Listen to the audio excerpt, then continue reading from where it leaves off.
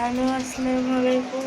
আমাদের পটুয়াখালীতে খুবই বৃষ্টি হচ্ছে, দেখা যাচ্ছে কিনা দেখুন তো। হাত কাপড় চোপড় ভিজে শেষ।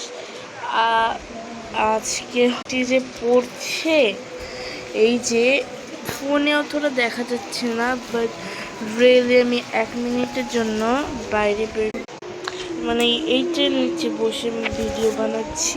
এই যে বৃষ্টি হতেই রয়েছে, এখন একটু কম পড়ছে, বাট এটাও কম না, বাট আরও বেশি বৃষ্টি হয়েছিল। যা কি অবস্থায় আছে মতো, মানে কমলাগুলো রাখছি শুকানোর জন্য, এই সাইডে পানি চলে এসেছে।